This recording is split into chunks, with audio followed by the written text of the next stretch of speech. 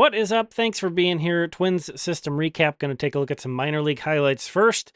Back to business, back to focusing on the games, putting the trade deadline behind us here. And Yunior Severino giving us plenty to talk about. A 2-home run game for him.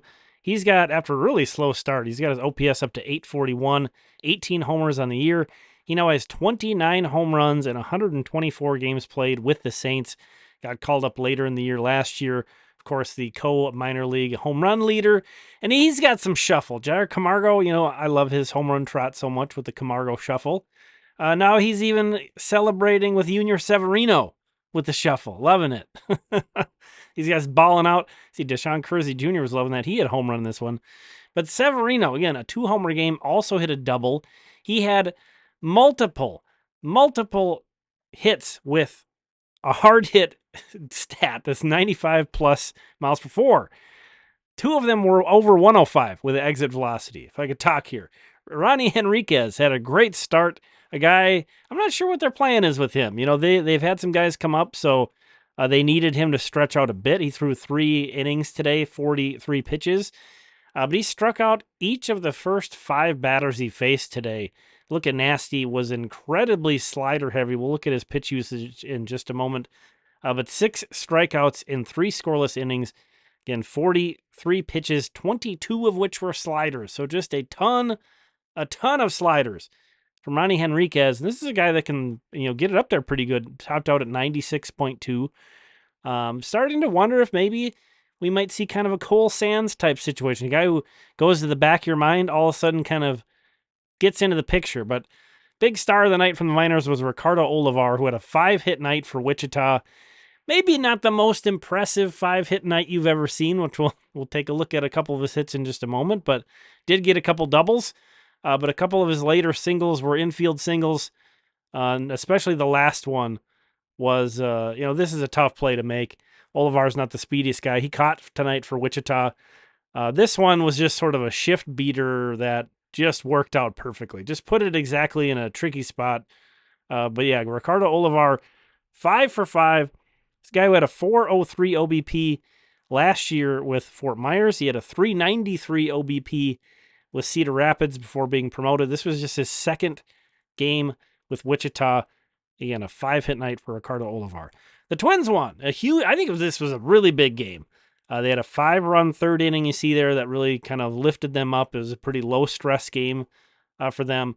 After dropping the first couple games in New York to the Mets, they get a comfortable win to close out this series and then also are off tomorrow. So this is a nice shift change. I mentioned we're shifting gears from the trade deadline. I think baseball players and teams are too. There's a lot of uncertainty. It can't feel good. Mostly guys are safe, but you can't feel good to wonder if you're going to get traded or your buddy's going to get traded, or if an acquisition is going to bump you or your buddy off the team or whatever. Of course, it's all a business, and these guys understand that stuff, but I do think you can kind of relax into things a little bit more, especially since those waiver trades are gone too. So there's not anything really that's going to be going on for the most part. So the Twins get a nice win today, off tomorrow. Then they host the White Sox, who, were already the worst team in baseball, and now they've shifted away some players, sent away some players at deadline. They go to Chicago to play the Cubs, and then a huge series, 4-game series with the Guardians, doubleheader on Friday. One of those games being made up from April, and then also hosting the Royals. They're all big. They're all big. They all kind of count the same in the standings, but of course, if you're beating your division rival, they're also losing that day as well. So it's going to be massive, and I think this was a really important win today to help build some momentum and hopefully build up to where they're really firing on all cylinders to play Cleveland. Again, that's next, not this coming weekend, but next, already going to be August. That is a trip. But Pablo López pitched really well, another quality start. He has, I think, 3 straight quality starts, a 2.25 ERA and a 0.90 whip over that stretch, 21 strikeouts and 5 walks in his last 20 innings pitched. So Pablo kind of easing into, what we would be expecting from him under normal circumstances. Been a tough year, but hey, better late than never, right? If he can keep this going. 103 pitches for Pablo today. Randy Dobnak threw an inning out of the bullpen. Great to see him back in the big leagues. Great guy, great story. Got a strikeout, walked a guy, gave up a hit. 28 pitches in his 1 inning of work. So welcome back, Randy Dobnak. On to the hitting side, Matt Wallner and Byron Buxton each homered. Buxton now has an 844 OPS and has played in 82 games this year. Probably don't talk about him enough on the channel here. But, it's still a thing where every time I do, I'm crossing my fingers and just hoping that he stays out there because he's such a big difference maker. And especially when he can play in center now and guys like Matt Wallner can DH. It's just a huge boost for this lineup. And again, he's hitting an 844 OPS this season. Homer today, Matt Wallner. He has hit, it's only been 15 games since he's been back with the Twins, but hitting 364 with a 451 on base and an 818 slugging. That is a 1269 OPS since returning to the Twins. Was really hot for the Saints for a good while. So hopefully, I think he just is kind of the type of hitter that's going to be pretty up and down. But hopefully we get more up than down. We'll put it that way. He's certainly on a hot streak right now.